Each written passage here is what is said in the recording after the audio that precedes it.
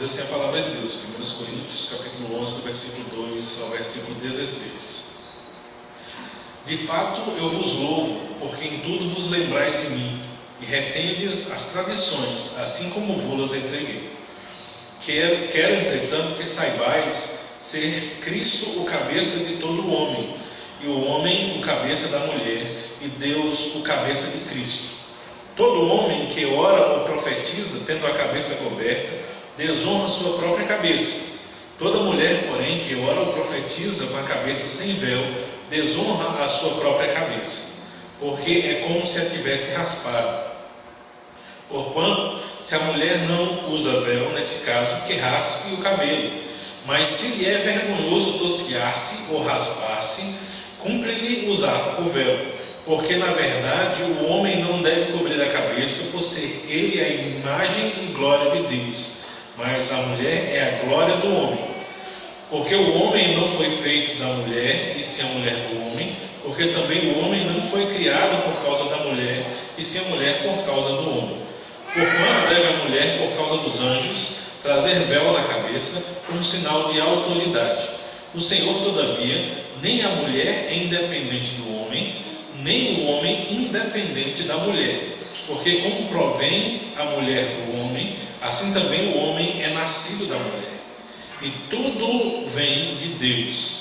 Julgai entre vós mesmos, é próprio que a mulher ore a Deus sem trazer o véu? Ou não vos ensina a própria natureza a ser desonroso para o homem usar o cabelo comprido? E que, tratando-se da mulher, é para ela uma glória, pois o cabelo lhe foi dado em lugar de mantilho. Contudo, se alguém quer ser contencioso, saiba que nós não temos tal costume, nem as igrejas de Deus. Vamos orar? Senhor Deus e Pai, nós te agradecemos, Senhor, por estarmos aqui reunidos em Teu nome, Pai. Nós te agradecemos pela Tua palavra lida e pedimos que o Senhor nos ilumine para que possamos compreender a Tua palavra.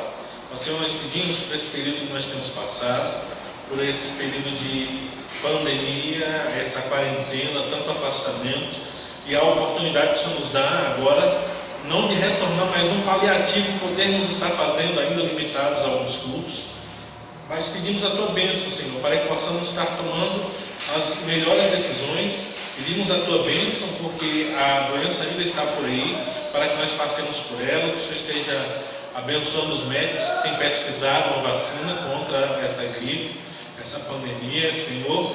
Nós pedimos também pelos tratamentos, os remédios que têm sido pesquisados e administrados, e pelos governadores, pelos prefeitos, pelos presidentes, e todos aqueles investidos de autoridade que têm agido nessa situação. Nós pedimos que o Senhor esteja dando sabedoria e discernimento para isso. Nós pedimos em nome do Teu Filho amado, Jesus Cristo. Amém. Esse aqui talvez seja um dos textos assim mais complexos de Corinto. Complexo, eu falo que não é uma questão tão difícil teologicamente. Quando a gente olha, talvez não seja algo assim tão pesado teologicamente como quando a gente chega lá na primeira, nós estávamos meditando, né, primeiro e segundo capítulo de Efésios. Teologicamente Efésios é muito mais pesado, mas Corinto aqui ele traz muitas controvérsias, porque ele fala de algumas coisas que não são costume nosso hoje, e que a gente muitas vezes não tem ideia do que é que ele está falando, porque ele fala que o costume é muito perdido, e aí todo mundo já usou esse texto aqui para falar de todo tipo de coisa. Tem gente que usa ele para poder falar que tem que as mulheres usar véu dentro da igreja, tem gente que vai usar ele para poder dizer que a mulher não pode fazer isso, tem gente que vai usar ele para poder falar que a mulher tem que obedecer ao marido, né? E tantas outras coisas. O interessante é isso, que nos dias de hoje, como são tratadas as coisas, quando você começa a ler, geralmente a gente percebe, a gente vai fazendo a leitura, e geralmente tem algumas mulheres na igreja que já vão fazendo bem assim, vão torcendo o nariz assim um pouco. Esse negócio aqui parece estar errado, tem alguma coisa complicada aqui. Então os irmãos ficam à vontade para fazer alguma pergunta, algum questionamento à medida que a gente for andando aqui, certo? Eu vou tentar explicar passo a passo aqui. Esse texto ele é tão assim, e tem um versículo aí que não tem explicação. Tem um termo que aparece aqui que eu não tenho explicação para ele. Eu procurei todos os comentaristas, mas ninguém chega ao consenso do que é que ele quer dizer. em si. A gente vai dar algumas questões aqui, mas quando a gente não sabe, não tem certeza do que quer dizer, também a gente não vai dizer, ou inventar uma história só para poder ter uma resposta. A gente vai dizer também aqui no texto, que é lá na frente quando ele fala sobre os anjos, né? Por causa dos anjos, aí ninguém sabe o que quer dizer esses anjos aí. A gente vai apresentar algumas 3 possibilidades, mas não existe uma base bíblica, vamos dizer assim. Os comentaristas nunca encontraram uma relação bíblica aqui que dissesse com certeza, ele está falando desse tipo. Gente, ele está falando disso. Então a gente já vai avisar aí que o anjo aí, se alguém tem uma pergunta, quem são esses anjos aqui? Não sei. Isso aqui nem os comentaristas conseguiram descobrir, muito menos eu. E a gente está aqui gravando, que é para poder depois colocar para os irmãos que não vêm, né? A gente está transmitindo isso também. Quem esteve na terça-feira, o de terça-feira já está no canal, no outro dia já subiu, já coloquei no ar, mas o pessoal parece que não assistiu muito. Eu mandei hoje à tarde o link no grupo, vamos ver se as pessoas se interessam em assistir. Mas vamos lá, nós vamos estudando Corinto, e os últimos estudos nós passeamos em 3 capítulos, 8, 9 e 10. E o 8, 9 e 10 eles têm um consenso, eles tratam do assunto, é um conjunto ali. Então ele vai cercar tudo e vai tratar daquele mesmo assunto. Então no 8, 9 e 10 ele vem falando sobre culto. E 1 Coríntios é uma carta muito prática. Paulo ele fala de teologia, mas ele responde muita coisa. E é interessante aqui que o capítulo 11, esse trecho que nós lemos aqui, esses primeiros versículos, é diferente do que a gente encontra no capítulo 8, no capítulo 9, no capítulo 10. Ele não tem um tratamento como se fosse uma pergunta. Porque nos outros Paulo aparece, com respeito àquilo que vocês perguntaram, com respeito a tal assunto. E quando Paulo fala desse com respeito, ele está dando a entender que tinha uma pergunta sobre aquele assunto e ele está respondendo a pergunta. Mas aqui, esse pedaço aqui, quando ele fala sobre o véu, não tem essa interjeição, não tem essa palavra. Então a gente não sabe se tinha algum problema ou o pessoal estava discutindo. Se a igreja mandou perguntar, como é que a gente tem que fazer? A mulher usa o véu ou não usa o véu? Vai fazer ou não vai fazer? Então não tem registro dessa pergunta. Então alguns comentaristas, aqui eu vou lembrar de alguns comentaristas de fora, e talvez um dos que a gente ouve mais, que está sempre na internet, que é o reverendo Augusto Nicodemos, eles falam a respeito disso aqui, dizendo que, para a gente entender em abertura, né, que lá em Corinto, como Corinto era província romana, né, que é aquela cidade que funciona quase igual a Roma, né, ele aplica as mesmas leis para os cidadãos ali, então é quase que como se fosse uma cópia da capital. Corinto equivaleria para nós aqui no Brasil como a capital de um estado, né? Tem a capital do país, que era Roma, no nosso caso é Brasília. Aí Corinto é como se fosse a capital do estado.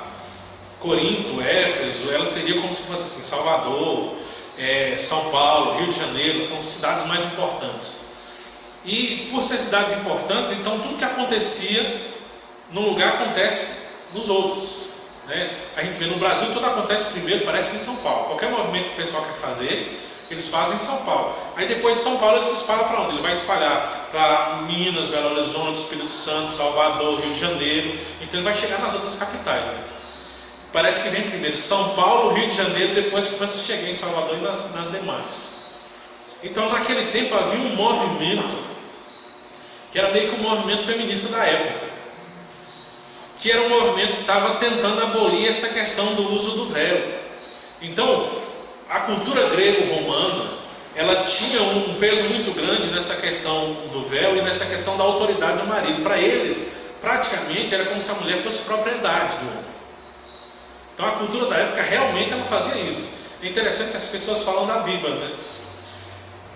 E a gente não percebe que para a cultura da época, quando Paulo ele introduz, aí no versículo 10 e versículo 11, que ele introduz falando, não, olha, a mulher veio do homem, mas o homem também veio da mulher, e os dois são um perante Deus. Então quando Paulo fala esse tipo de coisa, isso era revolucionário na época. Ele incluía a mulher, era revolucionário. As pessoas muitas vezes pensam, o cristianismo tirou a mulher da frente, as culturas pagãs tinham sacerdotisas, e é uma mentira muito grande. Na verdade é uma falácia, porque as sacerdotisas dos cultos pagãos, né? Acho que é essa a pronúncia certa. Elas de forma alguma dirigiam o culto.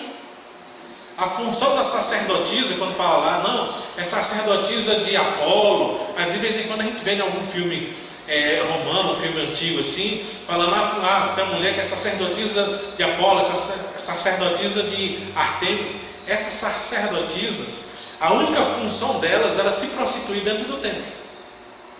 Então tinha o sacerdote, que era aquele sujeito que ia para frente, que ele oferecia os sacrifícios, que ele fazia o negócio, que ele ensinava, ele fazia tudo o que os ministros fazem hoje, vamos dizer, os pastores fazem hoje, o sacerdote dos deuses fazia.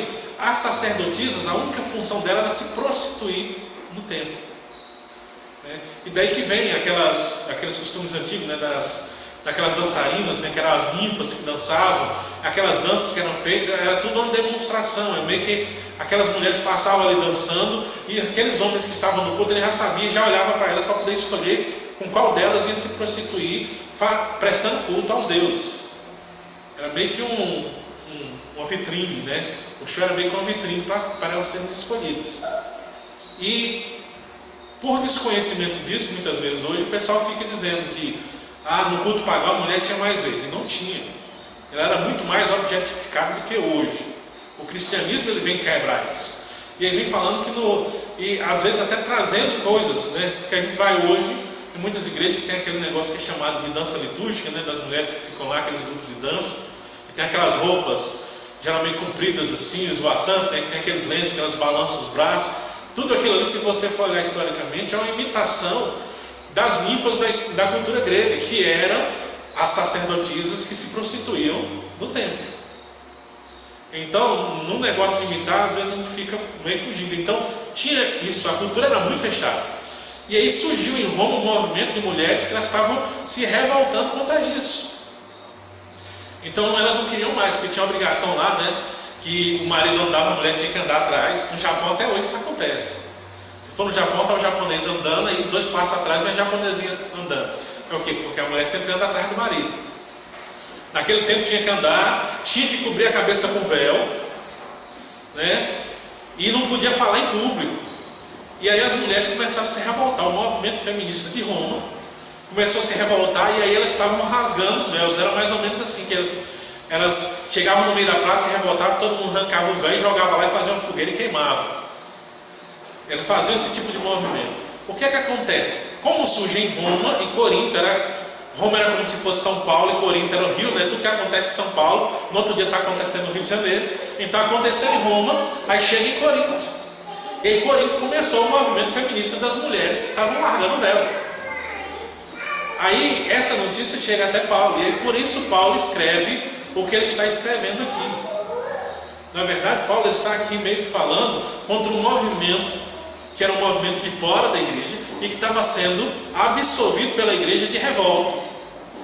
E esse movimento absorvido para dentro, ele não estava entendendo, porque ele estava ultrapassando não só a opressão da cultura local, mas ele estava ultrapassando até os limites da própria lei de Deus, de como funcionava o casamento na lei de Deus.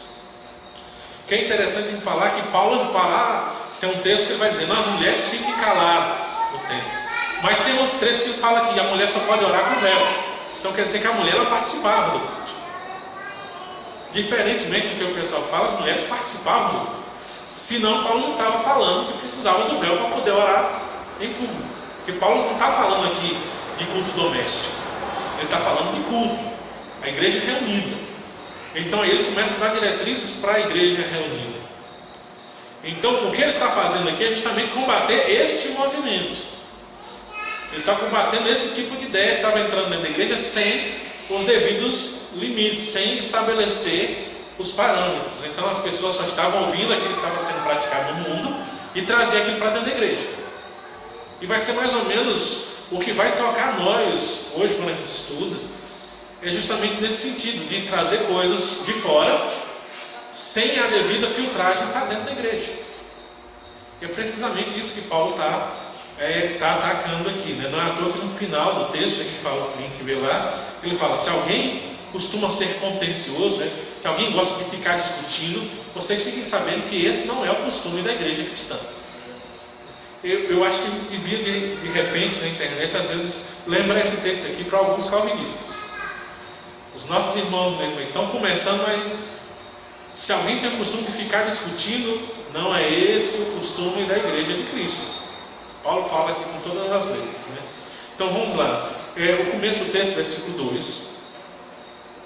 Paulo ele começa chamando a atenção de Corinto, dizendo: olha, de fato eu vos louvo, porque em tudo vos lembrais de mim e retendes as tradições, assim como vos entreguei.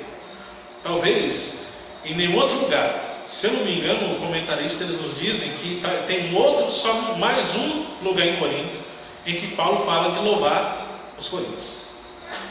Esse aqui e mais um outro. Então são duas aparições em toda a carta em que Paulo fala: eu louvo vocês, ó Coríntios.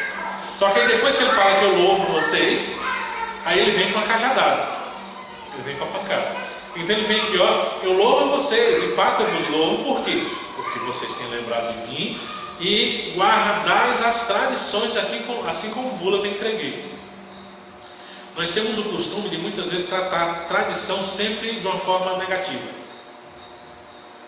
Quando a gente fala de tradição, principalmente no meio reformado, né, no meio evangélico, você fala de tradição, às vezes a gente trata sempre de uma forma pejorativa, porque elas foram muito mal usadas com o passar dos anos. Mas nem toda tradição é ruim. A própria palavra de Deus em Provérbios, ele fala que nós não devemos remover os marcos antigos.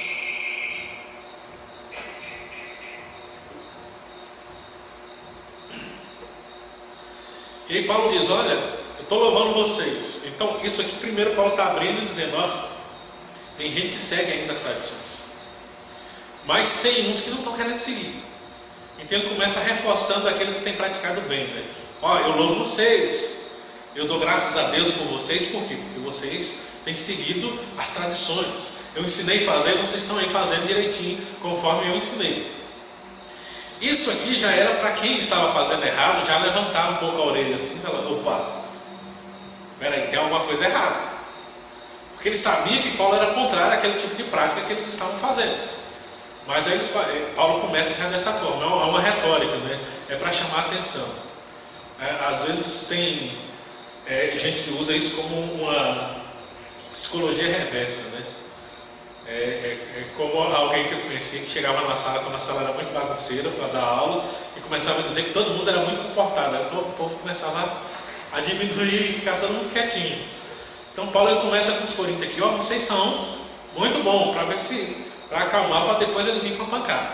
Então, e aí ele chama a atenção de que das tradições que está falando aqui são tradições da igreja cristã. Olha o que o versículo 2 fala: lembrai-vos de mim e retendes as tradições, assim como vos entreguei. Então está falando a tradição que eu ensinei para vocês. Ele não está falando de tradições mundanas, ele não está falando de coisas que eles conheciam antes de Cristo, ele não está falando de costumes judaicos, ele está falando daquilo que ele ensinou para a igreja. E aí vem o versículo 3: quero, entretanto, que saibais, e aí ele começa a desenhar, que Cristo, o cabeça de todo homem, o homem o cabeça da mulher, e Deus o cabeça de Cristo. Aqui a palavra cabeça ela tem dois significados. Aqui tem dois termos que são usados, né? No hebraico a palavra é rosh, né? No hebraico a palavra cabeça, rosh, ela é sempre utilizada no sentido de comando, direção, liderança.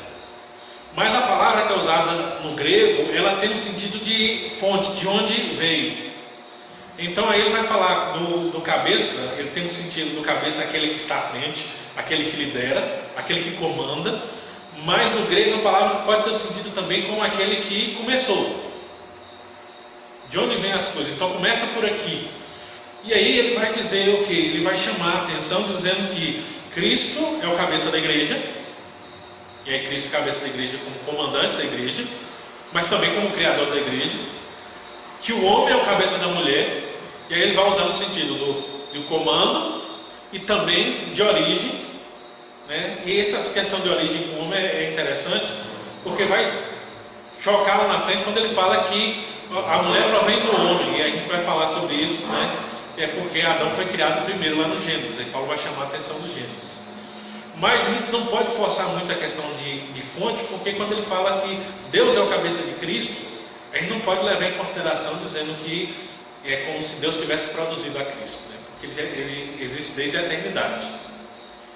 Mas como direcionamento a esse sentido, mas o texto ele vai trazer mais com o sentido de liderança.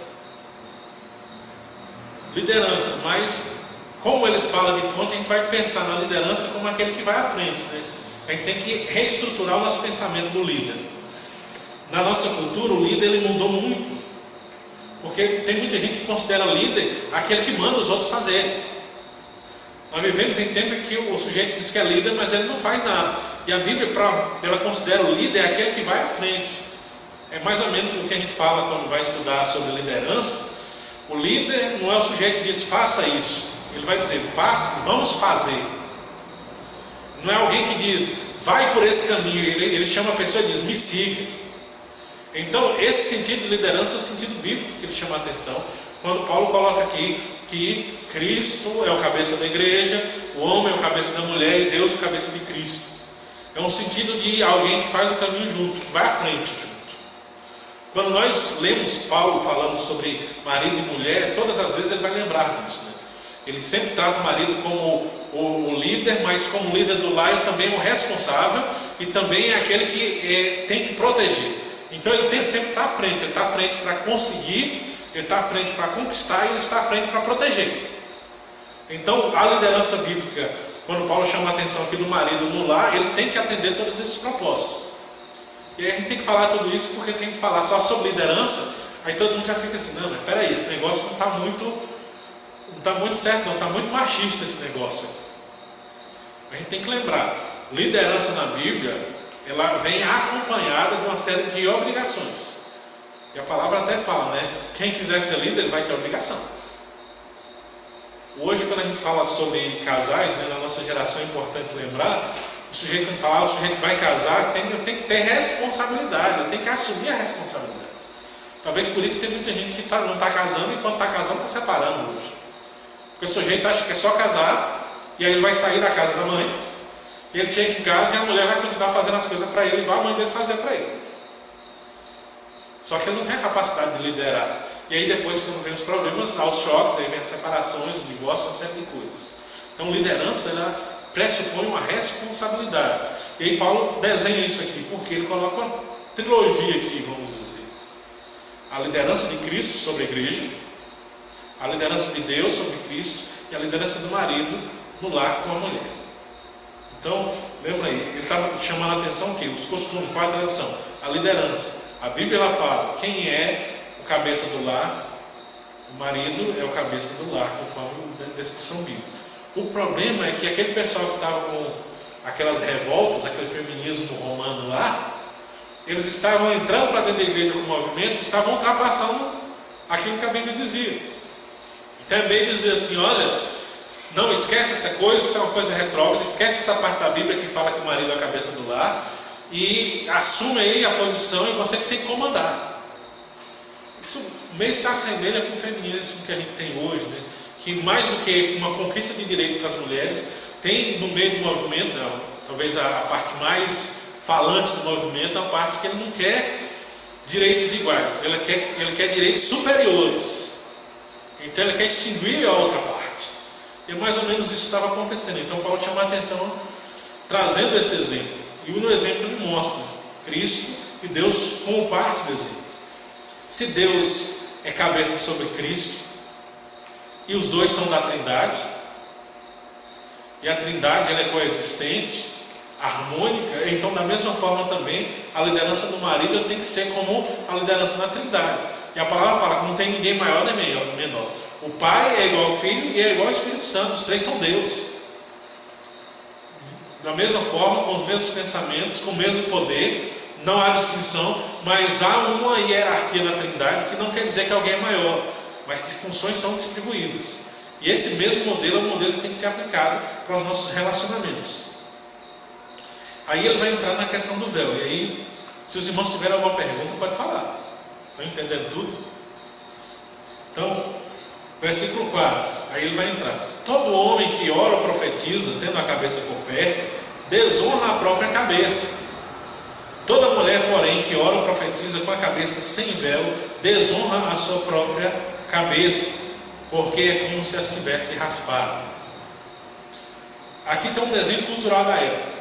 Vamos entender aqui a cultura, né? Aqui não é questão de usar véu, porque senão o pessoal vai dizer, então a gente vem para a igreja e vamos usar o véu. Agora, com o Covid aí, está todo mundo de máscara, imaginou todo mundo de máscara e de véu dentro da igreja?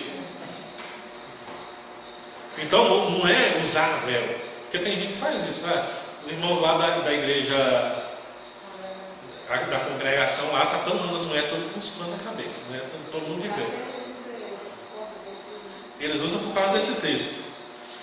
Mas vamos entender aqui. Primeiro Paulo fala, para o homem é desonroso cobrir a cabeça. Por que para o homem é desonroso cobrir a cabeça e para a mulher não é? Isso é cultural. Como é que era a cultura? Primeiro, os gregos e os romanos, quando eles iam um templo pagão adorar, os homens eles cobriam a cabeça para poder adorar os deuses pagãos. Então eles iam lá e eles cobriam a cabeça. E aí eles adoravam os deuses, depois eles saíam, mas eles não cobriam em lugar nenhum mais. Quando eles estavam dentro de um auditório que ia discutir alguma coisa em algum tribunal, eles nunca cobriam a cabeça era sempre descoberta. Mas eles cobriam a cabeça quando eles iam adorar a deuses estranhos. Então, Paulo traz isso, e lembra, ele está falando do costume da igreja. Então, no costume dos cristãos, ele vai dizer, você não pode cobrir a cabeça dentro do templo para orar. Por quê? Porque as pessoas vão achar que você está fazendo a mesma coisa que os outros fazem lá no templo pagão, quando eles estão adorando outros deuses. Então, é a questão cultural da época. Então, os homens, eles não poderiam cobrir a cabeça, por quê? Porque estaria rebaixando ele a um idólatra, a um adorador de deuses estranhos. Então aí Paulo fala, olha, o homem é desonroso cobrir a cabeça, mas a mulher, porém, que ora ou profetiza com a cabeça sem véu, desonra a sua própria cabeça, porque é como se estivesse raspada. Por que Paulo faz a comparação aqui? Ele está falando aqui de cultura. O que acontecia? Tem um homem chamado Diocrisóstomo, lá no século I, que ele menciona que uma mulher ela foi pega em flagrante de adultério. E a autoridade, os juízes da época, pegaram e fizeram o quê? Eles rasparam a cabeça dela, para que ela andasse na rua de cabeça raspada. Porque no mundo grego, a cabeça raspada era a característica que era dada ao prostituta. Então eles pegavam ela, como ela foi adulta, ele rapava a cabeça dizendo, agora todo mundo vai ver você como uma prostituta. Aí lançava ela lá. E Paulo diz, se a cabeça raspada é vergonha, então não pode também ficar o cabelo. Por quê? Porque em contrapartida no mundo judaico, as prostitutas elas andavam com o cabelo à mostra. E as mulheres casadas andavam com a cabeça coberta. Então, nas duas culturas, e aí por isso que Paulo coloca as duas coisas, tanto andar com o cabelo à mostra quanto com a cabeça raspada era sinal de vergonha. Só que as mulheres de Corinto elas estavam levando em consideração uma, mas não estavam levando em consideração a outra. Isso é o primeiro ponto com relação ao véu. Então, a primeira coisa era, sem o véu, havia uma semelhança com aquelas que praticavam prostituição. Então, não se mostrava o cabelo. Era a cultura da época. Não quer dizer que hoje agora todo mundo tem que cobrir o cabelo. Na época havia essa identificação. A gente tem que pensar agora. O que é que identifica alguém de má fama hoje, vamos dizer assim? Porque é disso que Paulo está falando. O que é que vai identificar alguém de má fama? Pense aí na cultura nossa, da cidade. Certos tipos de tatuagens. Às vezes certos tipos de tatuagens. Grupos que se frequentam, locais. Às vezes certos tipos de roupas. Tem muitas coisas. Hoje a nossa cultura é muito mais ramificada. Mas Paulo estava falando aqui justamente de se usar dentro da igreja alguma coisa que identificava as pessoas de má fama fora da igreja.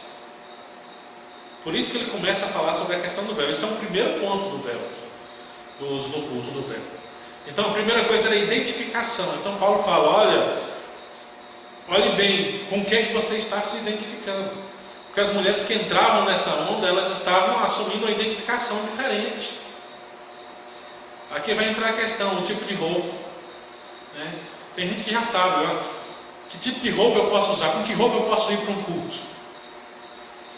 As pessoas elas podem dizer, tem muito crente mais aberto que ele vai até dizer, não, Deus ele não está olhando roupa, ele olha o coração, certo? Mas você está saindo, se você pegar a sua vozinha e saindo aqui com a roupa, ela vai dizer assim, isso não é roupa de ir na igreja não. Então o que é que acontece? É uma identificação.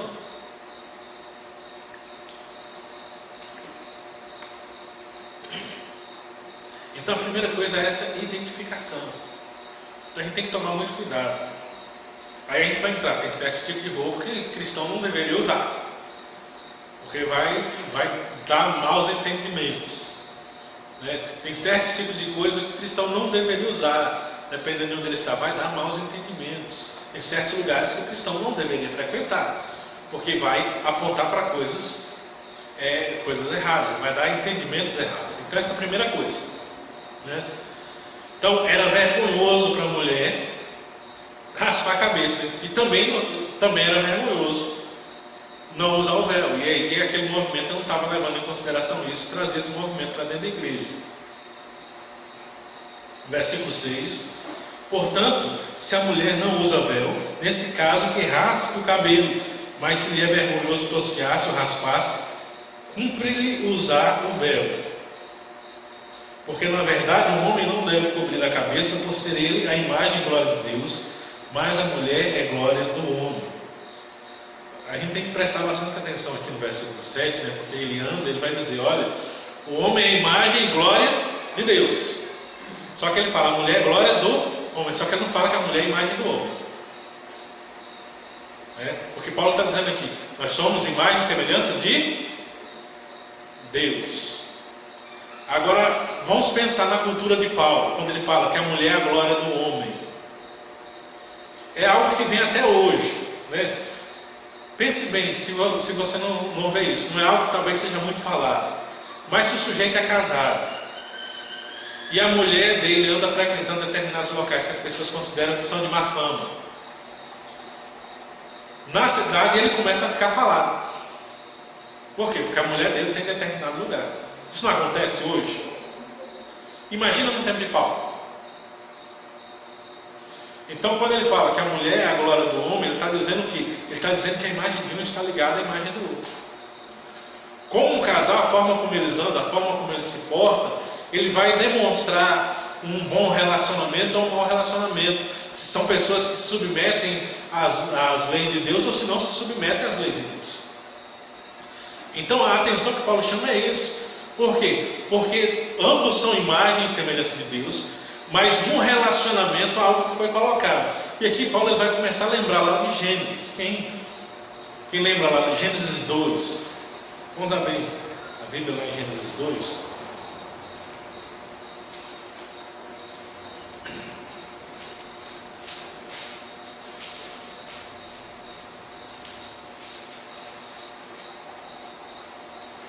Gênesis 2, 21.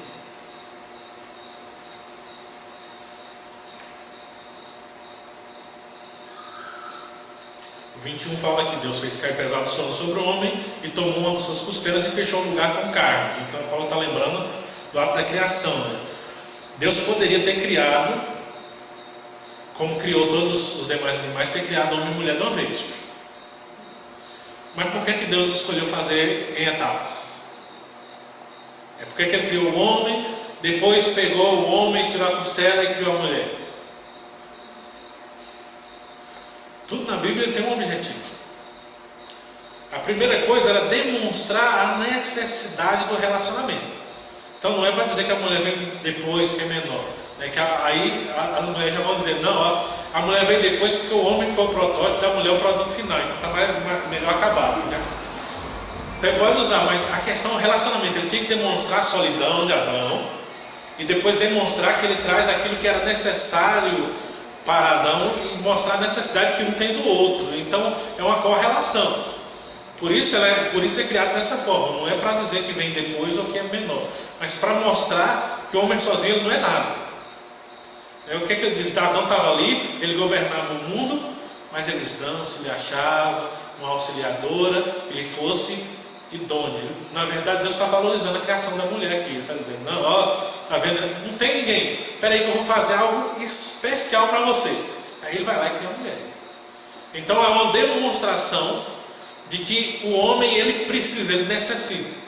E é algo que é perspicaz a gente perceber, porque hoje em dia, se você prestar atenção, tem muito homem que acha que não precisa de mulher. Né? O sujeito vive ali e fala, não, eu vou ficar solteiro mesmo, a vida é melhor, eu vou curtir a vida. Ele acha que a vida que ele tem solteiro, tem muita gente que acha que a vida que tem solteiro, para lá e para cá, é melhor do que se ele tivesse alguém com ele. E aí a Bíblia está dizendo o quê? Está dizendo, não, você pode achar qualquer coisa, mas você nunca vai ser feliz sem a parte que eu tenho preparado para você. Então ele fala dessa necessidade.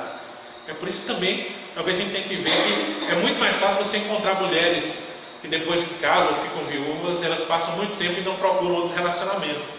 Geralmente o homem é ao contrário. Você pega lá a velhinha, né? O sujeito casou novo, daí ficou 30 anos casado, daí não falece.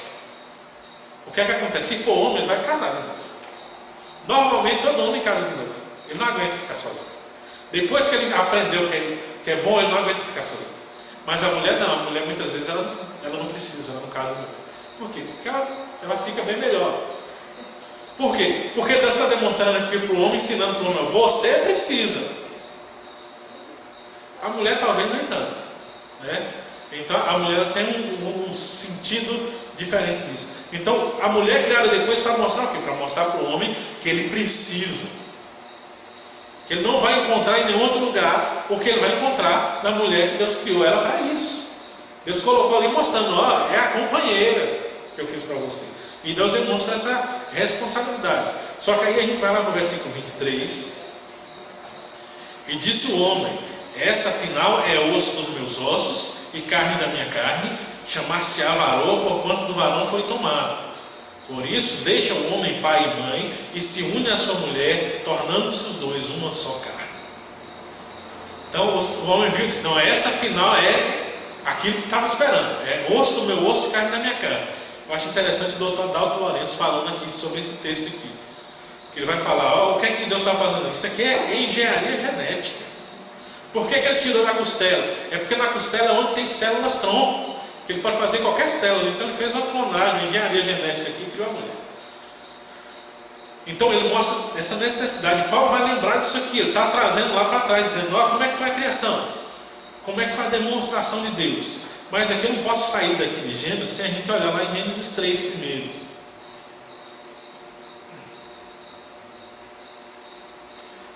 Gênesis 3,16. Que aí é o resultado da queda, né? Uma coisa é a criação, agora o resultado da queda, Gênesis 3,16. E a mulher disse, multiplicarei sobremodo os sofrimentos da tua gravidez, em meio a dores darás à luz filhos, o teu desejo será para o teu marido e ele te governará. Então a gente vê que tem uma questão aí também, né? Uma coisa também é esse movimento que estava chegando em Corinto, quando ele vem para dentro da igreja, de uma certa forma também ele está se revoltando contra uma sentença de Deus com relação aos relacionamentos aqui na terra, enquanto a gente não se encontrar com Jesus de novo. Então lá de Gênesis já vem um traçado por Deus de como devem ser os relacionamentos. E a questão da liderança do homem, o governo do homem na família, ele já é traçado lá de Gênesis 3,15. Né? Então também é o resultado de quê? Da queda. É também um castigo. Aí o castigo do homem é o quê? O castigo do homem é que ele vai capinar o chão, vai começar a nascer espinho, e ele vai ficar fazendo calo o tempo todo para conseguir plantar alguma coisa. Né? Maldita a terra por sua causa, está lá em Gênesis 3, maldita a terra por sua causa. Em meio a dor, em meio a muito suor, você vai conseguir tirar dela o seu sustento. Então Deus limitou ali a questão do sustento, é algo penoso. Por que trabalho? Todo mundo fala que trabalho é difícil. É por causa do pecado também. Se não tivesse pecado, tinha trabalho, mas não era difícil. Não ia ser algo penoso. Então são resultados aqui. Paulo está chamando a atenção a esses resultados. Então nessa condição aqui que a gente voltando vendo Gênesis 3, Paulo está levantando o quê? Que há uma relação entre homem e mulher respaldada na Bíblia e que precisa ser respeitado. E aí o véu estava diretamente interferindo nessa relação. Porque quando a mulher ela tirava o véu, ela estava dizendo também: eu não respeito o meu marido. Esse é o segundo ponto. Então, o primeiro ponto tem a questão da comparação, a imagem, né? A pessoa ser vista de uma outra forma, ser vista como algo negativo. Segundo ponto, era um sinal de desrespeito. Na cultura da época era um sinal de desrespeito. É aquele negócio, né? De vez em quando a gente tem isso, né? Tem um sujeito, é casado e tal, o pessoal olha assim da mulher, o comportamento da mulher um tal, o pessoal diz: o fulano, o casamento dele não dá muito certo. Porque as pessoas veem sinais de desrespeito. Então, lá em Corinto, se chegasse alguém e olhava o irmão da igreja, lá o irmão firme na igreja, crente fiel e tal, aí ele olhava lá na igreja, estava ele reunido, e a mulher dele sem um véu na igreja, orando, falando, não sei o quê. O pessoal da rua já passava e dizia: o irmão fulano, a mulher já não está fazendo mais nada, já está se revoltando contra ele dentro de casa, daqui a pouco separa. Então tinha esse sinal. O véu era um sinal de desrespeito. Então tirar o véu era um sinal de desrespeito. Paulo está falando aqui em qualquer lugar? Não, Paulo especifica alguma coisa.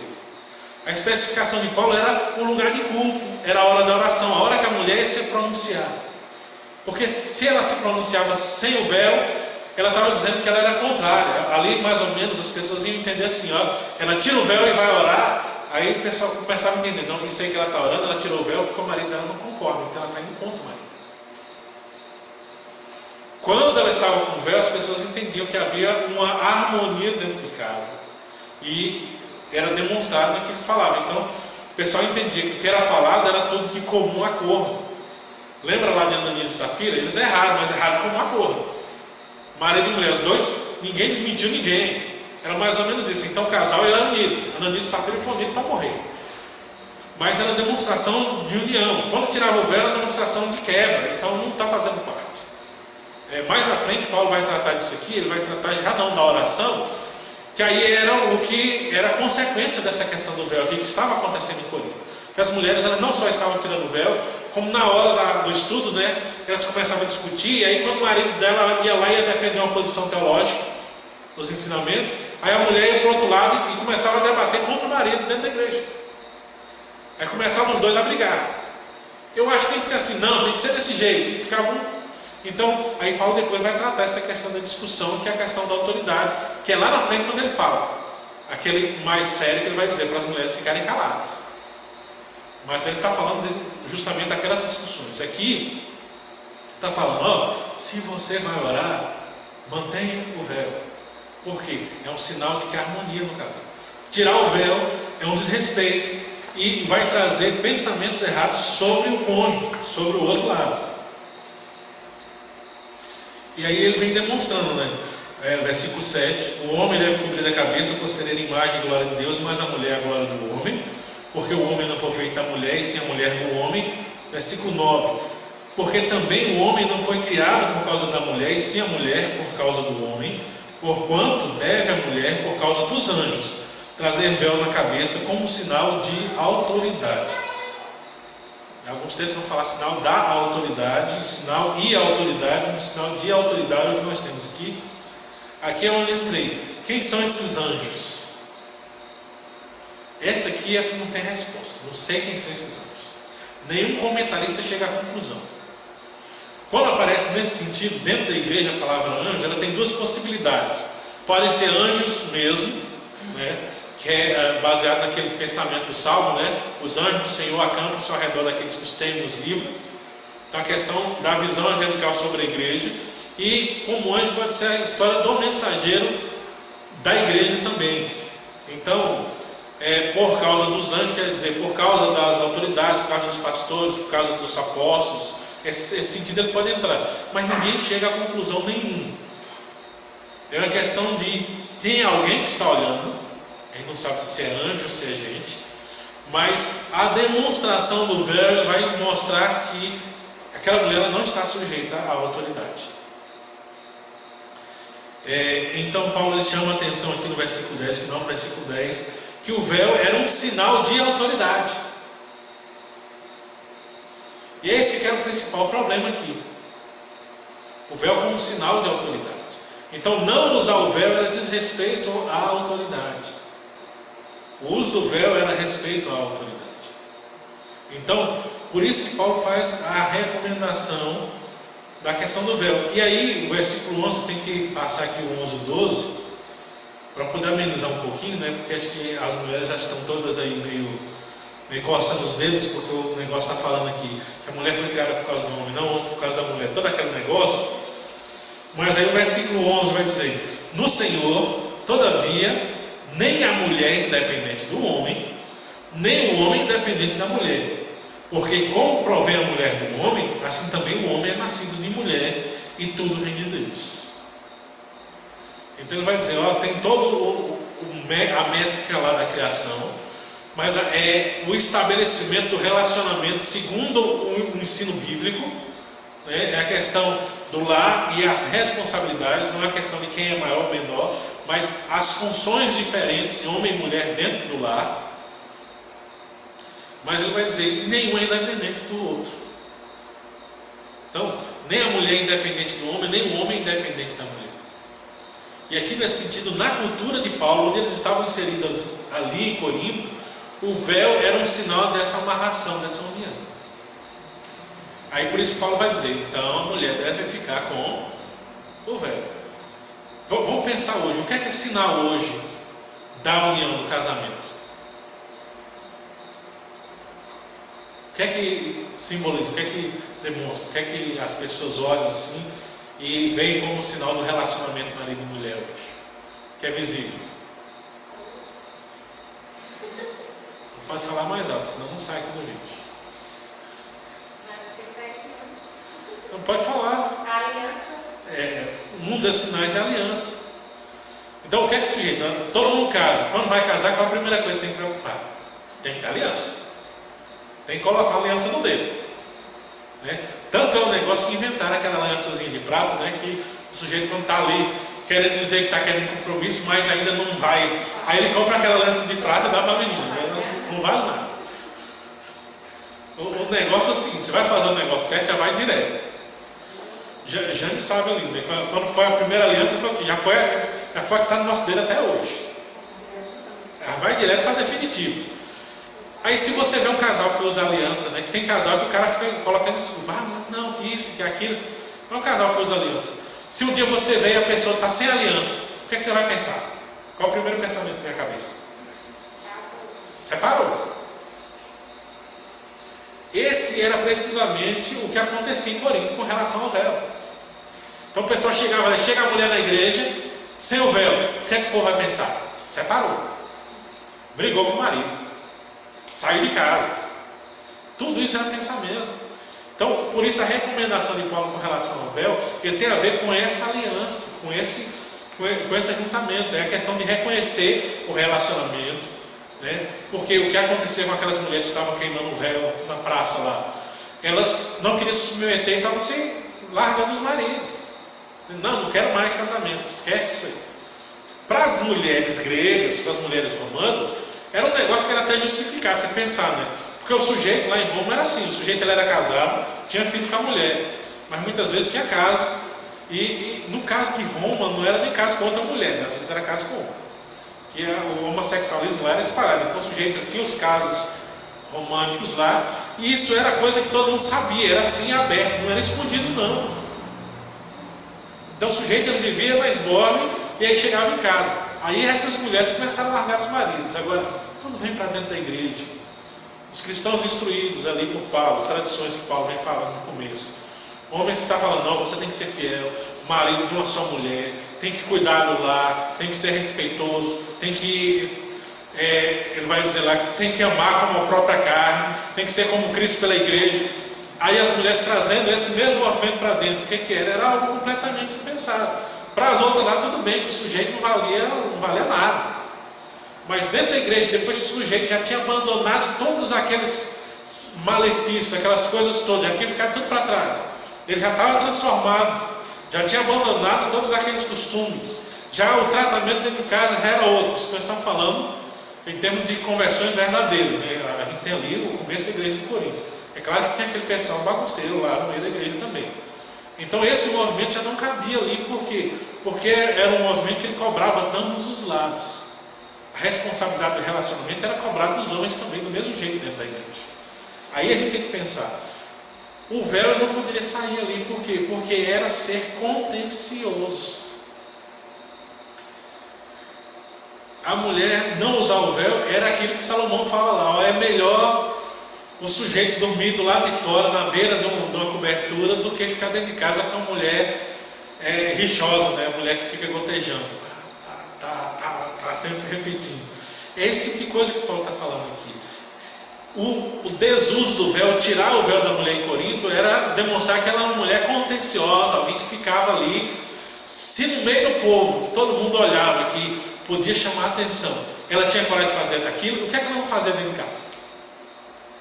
Então é essa demonstração que Paulo está corrigindo aqui na igreja de Corinto, dizendo, olha, tem que usar, por quê? Porque é um sinal de autoridade, ela tem que manter. Então a mulher, quando for orar na igreja, ela tem que trazer o véu na cabeça, como sinal de autoridade. E aí o versículo 13 ele fala, veja bem, julgai vós mesmos, é próprio que a mulher ore a Deus sem trazer o véu?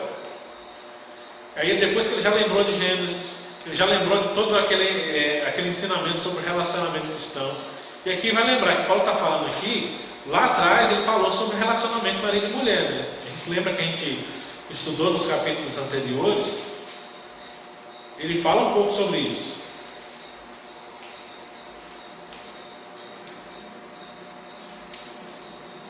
Aqui mesmo em Corinto, ele fala mesmo um pouco sobre isso. Cadê? Qual capítulo aqui? Porque lá no capítulo 7, no capítulo 7 ele fala a respeito de relacionamentos, né? E lá no capítulo 7 ele já falou, olha, o que ele está fazendo? Se você acha que não dá bem casar, então fica solteiro. Mas se você necessita, que ele fala, casar é melhor do que viver abrasado. Então se você não consegue se segurar, então casa. Então primeiro ele já está dizendo, ó, não vai entrar no casamento por obrigação. Mas aí se entrou, aí ele vem no capítulo 11, se entrou, então assume as responsabilidades. É por isso que a gente tem que ver em todo o contexto, né? Então ele pergunta, julguem vocês mesmos, a mulher deve orar a Deus sem trazer o véu? Olha o versículo 14, ou não vos ensina a própria natureza, ser desonroso para o homem usar cabelo comprido? Isso aqui que eu acho interessante, esse texto aqui, às vezes o pessoal está olhando, todo mundo fica lá na questão da mulher, do véu, e esquece desse detalhezinho aqui. Porque segundo esse detalhe aqui de Paulo, Jesus não usava cabelo comprido. Lembra, Paulo está ali, ó, poucos anos depois. Corinto aqui, ele deve ter sido escrito em 60, 70, então não foi 20 anos ou 30 anos depois da ressurreição de Cristo. Aí os quadros que a gente tem tudo Jesus cabelão comprido, né? Está tudo errado. Você olha qualquer escultura romana, dos imperadores romanos, do século I e II, todos os imperadores têm cabelo curto. Você vai olhar qualquer Calígula, César, Augusto, todos eles o cabelo é curto. Os romanos eles cortavam o cabelo curto. E os judeus também mantinham o cabelo curto. O judeu deixava a barba crescer, mas o cabelo era curto. Ele só deixava o cabelo crescer quando ele fazia um voto de nazireiro. E aí depois no final ele vinha e raspava a cabeça. Então de vez em quando você viu um judeu de cabeça raspada porque tinha feito o voto. Tinha acabado de fazer o voto e raspar a cabeça. Mas o cabelo dele era sempre aparado, não deixava o cabelo comprido. E aí Paulo vai dizer, olha, para o homem usar cabelo comprido é vergonhoso. Do mesmo modo que para ele é vergonhoso também para a mulher casada andar sem véu. Versículo 15. E que tratando-se da mulher, é para ela uma glória, pois o cabelo lhe foi dado em lugar de mantilha. Aqui é outra palavra, né? Assim como os anjos lá a gente não sabe direito o que é, a mantilha aqui é mais fácil. Mantilha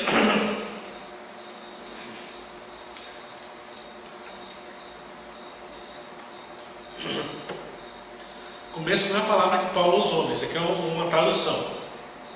Quando a gente vai pesquisar, mantilha era um um tipo de véu usado principalmente pelos espanhóis, coisa do século passado, por isso que o termo aparece aqui na nossa tradução. Que era mais ou menos um véu, em vez de ser um tecido leve, ele era todo bordado, então era um tecido pesado, era mais ou menos como se fosse um gorro que era colocado sobre a cabeça. Como aquilo era tecido à mão, né, muito bem feito, muito bem adornado, então era um adereço.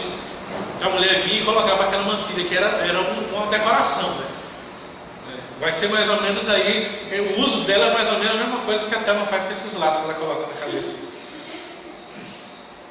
Então era um adereço. Então ele vai dizer, o cabelo foi dado para a mulher como o quê? Como um embelezamento. Aí ele vai dizer, então para a mulher é vergonhoso, ela não vai cortar porque o cabelo foi dado como um embelezamento. Só que aí no casamento ele vai colocar, mas aí ela tem que resguardar isso aí, que não pode mostrar também todo o tempo em qualquer lugar. Mas ele está falando, estabelecendo como funcionam as relações entre homem e mulher. Se o homem o cabelo comprido é vergonhoso, para a mulher o cabelo comprido ele é glória, ela é beleza,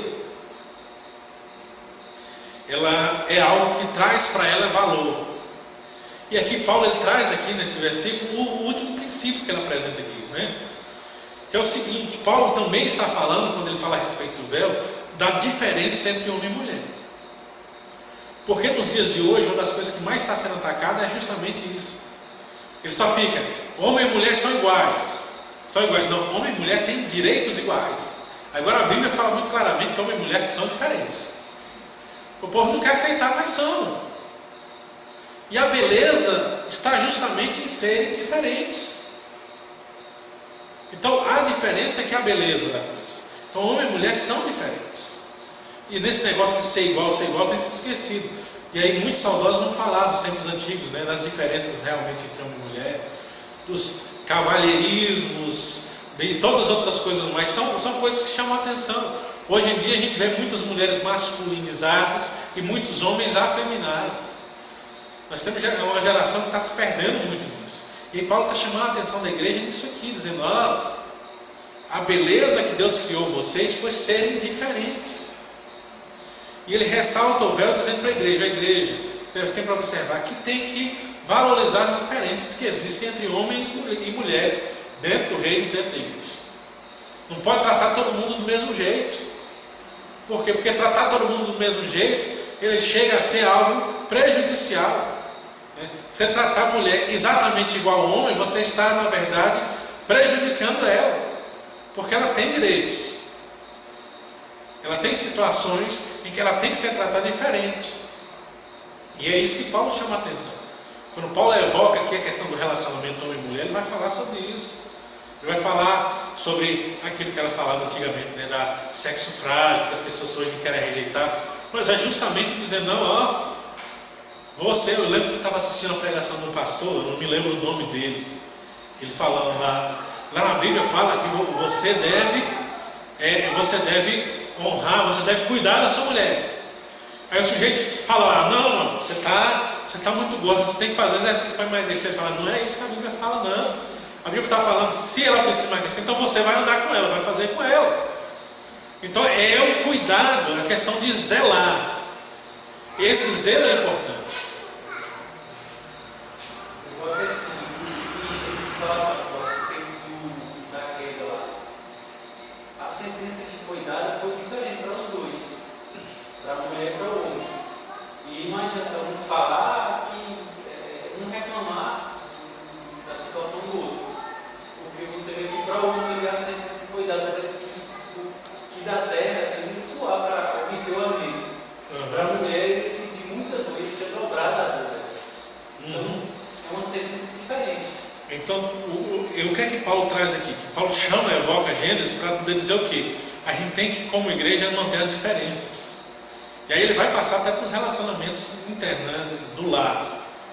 Onde é que estão as diferenças? Se ele está chamando a atenção da diferença no público, né, com a questão do véu, que era um sinal de manter essa diferença, isso vai também para o particular. Então, cada um com a sua função, né? Cada um no seu lugar. Então a mulher ela não deve tomar a frente do marido, conforme a Bíblia fala. Agora o marido também não pode exigir da mulher além do que ela pode oferecer. E a gente vê os dois erros, né? A gente vê muitas mulheres querendo liderar sobre os maridos, e a Bíblia ela não aprova. E às vezes a gente vê muito marido sobrecarregando a mulher, que a Bíblia também não aprova. Então, quem é que, ele falou lá, não, você na hora de plantar vai conseguir tirar da terra com suor o seu sustento. Então é o homem que tem que tirar da terra o sustento com o suor, não é a mulher que tem que tirar da terra o sustento com o suor. Então essas diferenças que Paulo chama a atenção aqui, dizendo, olha, veja cada um no seu lugar e valorize cada um aquilo que Deus deu. Então o véu aqui, um terceiro modo, é um modo de ressaltar a diferença entre homem e mulher, e que essa diferença ela tem que ser valorizada, tem que ser tratada da forma correta, segundo a Escritura. E aí ele termina no versículo 16, dizendo, olha, que ele fala no 13, né? Julguem vocês mesmos. Aí no versículo 16 ele fala, contudo, se alguém quer ser contencioso, né? Está dizendo, ó, com tudo que eu falei aqui, se você ainda quer discutir a respeito desse assunto, aí a gente pensa, talvez o leitor tivesse acompanhando e pensado. Aí Paulo vai dizer, então você pode escrever para mim de novo. Aí Paulo não está dizendo isso. Se você, depois disso aqui, se você ainda quer discutir sobre o assunto, deixa eu lembrar você que não é costume nosso ficar discutindo, então não vou discutir mais com ninguém. Versículo 16, contudo, se alguém quer ser contencioso, saiba que nós não temos tal costume nas igrejas de Deus. Então, o que é que ele termina? O cristianismo não é para poder fazer revolução na sociedade. O cristianismo, por ele já é revolucionário em si. Agora tem muito cristão que acha que é obrigação do cristão ele entrar em revoluções, movimentos sociais, disputa não sei o quê. Então o pessoal faz muito isso. A gente tem uma briga muito grande hoje na própria política. O pessoal, os evangélicos e os não evangélicos, aquela disputa toda. Não é obrigação do cristão ficar defendendo essas coisas, não. Aí Paulo está falando, a gente não está aqui para ser contencioso, não. A gente não está aqui para derrubar tabus. As pessoas falam, não está aqui para isso, a gente está aqui para ser cristão. Não é costume da igreja ficar discutindo essas coisas. Então, com isso aqui, o que é que Paulo fala para a igreja em Corinto? E aí a gente tem que lembrar do contexto, né? Ele está dizendo, olha, não é, dentro do culto não é lugar de fazer demonstração de pauta política, vamos dizer assim. Esse ponto que ele está chegando aqui, né? Porque as mulheres estavam usando o véu ali como uma demonstração de uma atitude política e que elas estavam revoltadas contra aquele costume da sociedade. Ele falou, o culto não é lugar de você bater contra aquilo que a sociedade faz. Não é o lugar de você ficar questionando os costumes. Você prega a palavra no culto, não é lugar de você fazer isso. Por quê? Porque na igreja não se tem o costume de fazer tal coisa. Por que eu falei do contexto? É porque logo no versículo 17 em diante, Paulo vai começar a falar da ceia. Ele vai começar a dizer, não, como é que é a ceia do Senhor? Vocês não estão fazendo direito. Então ele vai tratar da questão de como se estava fazendo o culto. Então ele vai trazer, olha, no culto não é lugar de ficar discutindo outras coisas exteriores. Tem gente, muita gente hoje, a gente tem que pensar nisso, como cristão, que está trazendo pautas para serem discutidas no culto. Eles querem quebrar tabus dentro da igreja, discutindo para poder mexer com a sociedade. E Paulo está dizendo, não é o lugar. O culto não é lugar para isso. O culto é lugar de cultuar a Deus. Não é lugar de ficar trazendo exemplos para chocar a sociedade e dizer que ela está errada com isso ou com aquilo. Isso a gente faz pregando o evangelho lá fora. Mas essas coisas não é lugar do culto, né? E quando eu falo culto, não é que a igreja não tem que conversar sobre esses assuntos, que a gente não tem que discutir sobre esses assuntos. Mas é justamente dizer, na hora da adoração não é hora de ficar fazendo demonstração de que você é alguém ou progressista ou alguém tradicional. Na hora do culto não é ficar você usando, e para os dois lados, né? Nem para abertura, nem também para o pessoal começar a querer vestir agora com a roupa bem das antigas para poder dizer, não, nós vamos cultuar a Deus desse jeito para mostrar que nós somos tradicionais. Também não é lugar. Eu já peguei muita gente assim, né, que fazia isso, e até liderança de igreja. Eu me lembro que quando começou na década de 80, década de 90, começou a entrar bateria nas igrejas, tinha muito líder, muito presbítero naquela época que ele não queria de jeito nenhum, não aceitava de jeito nenhum instrumento, dizendo, não, isso aqui não é coisa para nós somos conservadores, esses instrumentos não entram aqui. A mesma coisa se aplica, né, Paulo dizendo, culto não é lugar para demonstrar a prática política, não é lugar de demonstração, é lugar de louvor a Deus. A questão é, está sendo usado o louvor a Deus ou não está sendo usado. Não tem que estar demonstrando para outras coisas. É o louvor a Deus que importa. Então Paulo diz para as mulheres, ó, se você tirar o véu, você está desrespeitando seu marido dentro do culto, então você está errado. Tem que manter o véu. Agora, o véu não é o véu é o costume. Então, a gente tem que manter o relacionamento pelo padrão divino. Não pode um jogar com o outro. A gente tem que manter a diferença, dizendo que homens e mulheres são diferentes perante Deus e são abençoados por essas diferenças. É isso que Paulo está chamando a atenção para nós. E quando ele fala do véu, também ele está chamando a atenção de que nós temos que tomar cuidado com o que nós demonstramos com as nossas práticas. Porque o uso do véu também é o que nós demonstramos com as nossas práticas. E eles têm que ser tomados cuidado dentro do culto a Deus. Amém? Então, que o Senhor nos abençoe e acrescente aos nossos corações a sua palavra.